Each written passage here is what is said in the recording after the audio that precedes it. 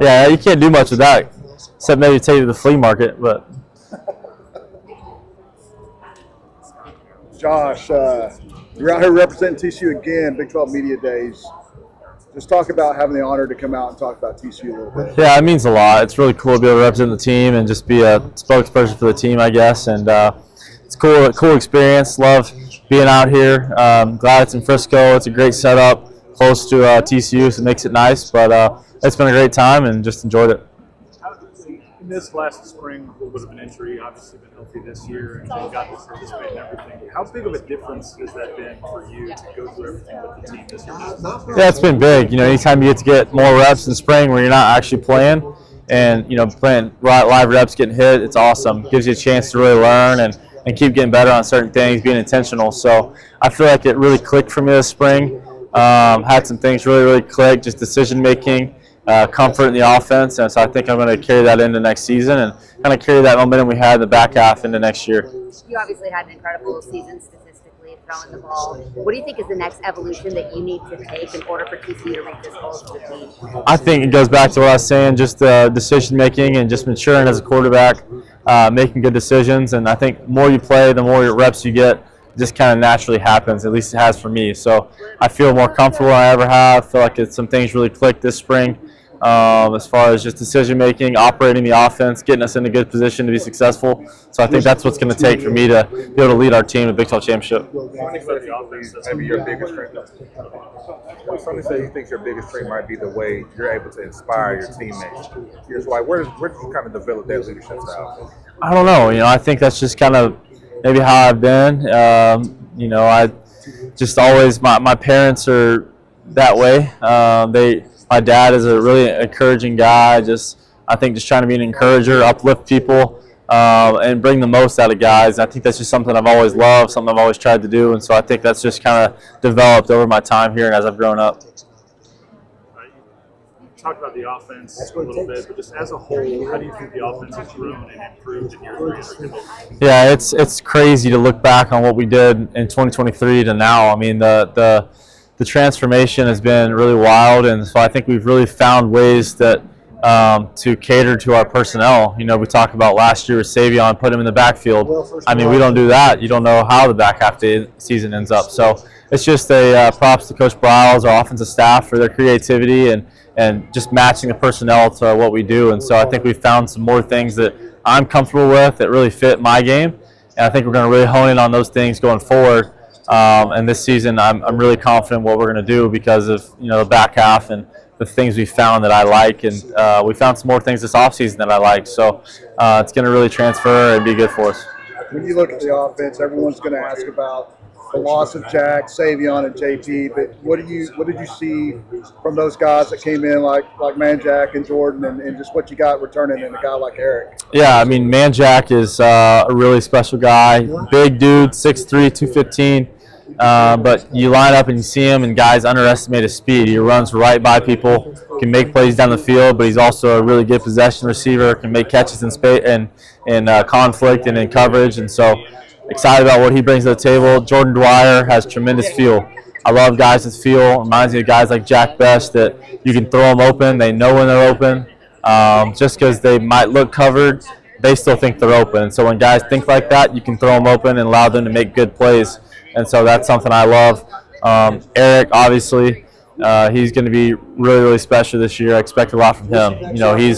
With those three guys right there are top of the caliber guys in the country. I mean, not just in the Big 12, but in the country. And so that's something we've always had as good receivers, and I don't expect any drop off this year. You mentioned Savion in the backfield. He kind of bailed out a running game that had been struggling to that point. What have you seen in the offseason through spring ball that you think will help that you guys not be a one-dimensional offense or not need to use a wildcat scenario? Well, we found some runs that we really like. We found some things that fit our offensive line and what they do best. And so we've had some new faces come in and kind of change a little bit of what we do. And so I think that's been a big help for us. We've got some young running backs who are really talented guys that didn't get many opportunities last year. And then we've got guys like Trent Battle who have been here for 4 or 5 years, and Trent's going to play a big role in our offense. And then we brought a guy in from UTSA, William Barnes, and he's a stud too. So we've got a lot of guys that should be able to help that room, and then our offensive line is further along right now than they were at any point last year. So it's a big confidence boost for me. big confidence boost for our coaching staff, and I expect a lot from our offensive line in the run game. Do you think that you will be a bigger part of that run game? You're not a guy that takes off a ton, but you have that ability. Is that in the game plan going forward? Yeah, I mean, I don't know if it's necessarily like design quarterback runs. I don't think that's really my game, but there is going to be times where I take off and run, and I've done that, and I think it's something I can continue to work on, and it's just going to happen naturally. The more you're comfortable with the game, the more comfortable with the offense, you're going to start seeing things, taking off, getting first downs, and that's something that I can surely do and something that I'm going to have to do for our offense to continue to be successful and to give us true looks on defense. So that's something that I worked on. It's something I did better in the spring, and I think there'll be times where I take off and go get first downs and do stuff like that to keep them honest. Josh, you Talk about the defense for a second. It's year 2 under Indianapolis on that side of the ball. There was a lot of veteran talent. What growth have you seen from that side of the ball? Yeah, lots of growth on the D-line. I mean, those guys in spring were getting after it. We needed some run stoppers, some guys inside that could really plug gaps, and I think we found some guys that can do that. Now the big thing is just keeping them healthy and giving them chances to make plays, and I think that's the great thing about Coach Avalos is he's very creative. He knows what works. He's been around the block, and we've got DBs that can make plays on the ball. Bud Clark, I mean, he's got the best ball skills of anybody in the country. So going against guys like that makes me better. And then our linebacker group, corner group, lots of experience. So expecting a big jump from them. I know they're going to play really well this year. Josh, this spring you guys had less than a handful of guys hit the portal. From a player perspective, what is it about TCU that is making guys stay? They don't want to go elsewhere? Yeah, I mean, guys don't transfer unless they have to. You know, I mean, it's such a great place. The school, the community, just Fort Worth. There's no other place like it. You can't go to school with 9,000 kids and then play in front of 60,000 on Saturday anywhere else. And so I think it's just a testament to the coaches Coach Dykes has brought in. Guys love their position coaches. They love Cause. They love the strength staff. And there's so many good things that come from the program that it's hard to leave. It's hard to sacrifice all that for something else. And so that's how I feel. That's how a lot of guys feel. And that's why many guys don't transfer. On that note, one of the guys that didn't leave that probably could have is Ken Steele. Yeah. You know, him coming back for his final year, knowing that you're QB1, what does it mean to you to have that type of mentorship? And then how does that help you be a better mentor to the guys below, the younger guys below you? Yeah, Ken is a really, really talented player. I mean, he's literally one of the best quarterbacks I've been around. And I have full confidence that if he were to have left, that he could go start at probably most schools in the Big 12, I mean, honestly. So having a guy like that in the quarterback room is really special. Ken's a really, really good player, arm talent, just smart guy, and he's good for the room. Good culture guy. He's not selfish. And so when you have a quarterback room like that, it helps me be successful, helps us just have a certain energy about our room that really transfers to the rest of the team. So Ken is a great teammate, great player, and it's really appreciative for him and all he's done for our offense, for our team. Josh, if you had to describe this team coming into the 2025 season with one word, what word would you use and kind of why? I mean, I put it into a phrase. I'd say we just got a chip on our shoulder. That's how I am. That's how I've always been. I've got a lot to prove, and we all feel that way. We've all got a chip, and so we're excited about just that opportunity to go prove what we can do. And guys like Bud Clark, he's got a chip on his shoulder. He's got a camera on his shoulder. He knows the game in and out, so I'm excited about it. Josh, it's your third center in 3 years.